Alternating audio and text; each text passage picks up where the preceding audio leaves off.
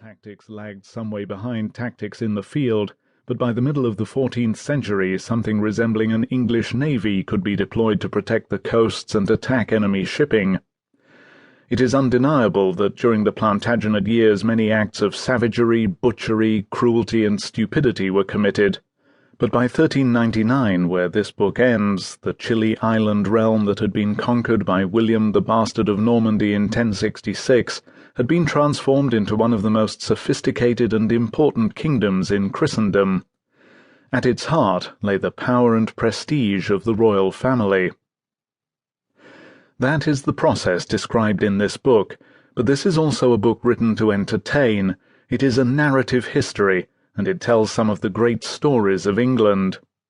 They include the civil war between Stephen and Matilda, the murder of Thomas Becket by Henry II's knights, the Great War of 1173 to 1174, Richard I's wars against Saladin on the Third Crusade, the Barons' War against King John and the ratification of the Magna Carta, Henry III's hapless attempts to deal with the barons of a later age, including his brother-in-law and nemesis Simon de Montfort, Edward I's campaigns in Wales and Scotland, Edward II's peculiar romance with Piers Gaveston and his dismal abdication in 1327, Edward III's provocation of the 100 Years' War, in which he fought alongside his son the Black Prince and captured the King of France, and the subsequent institution of the Order of the Garter to celebrate England's new martial supremacy, the scourge of the Black Death, Richard II's heroism against Wat Tyler's rebels during the Peasants' Revolt of 1381, which was followed by Richard's tyranny and his final fall. These stories are exciting in their own right. They are also part of a historical canon that still, even in the cultural chaos of the 21st century, defines England as a nation and as a people. The Plantagenet kings did not just invent England as a political, administrative, and military entity, they also helped invent the idea of England, an idea that has as much importance today as it ever had before. This is a long book, and it could have been longer still. For ease of reading, I have divided the text into 7 sections. Part 1, Age of Shipwreck, illustrates the dismal state to which England had sunk by the end of its period of Norman rule, which began under William the Conqueror and continued during the reigns of 2 of his sons, William Rufus and Henry I. After the death of the latter, a vicious and paralyzing civil war engulfed England and Normandy. It was fought between rival claimants, the Conqueror's grandson King Stephen and his granddaughter Empress Matilda, and it took nearly 2 decades to resolve it in favor of the latter. During that time England was effectively partitioned between 2 courts and 2 competing governments, leaving public authority splintered, and the countryside a smouldering ruin, infested with mercenaries.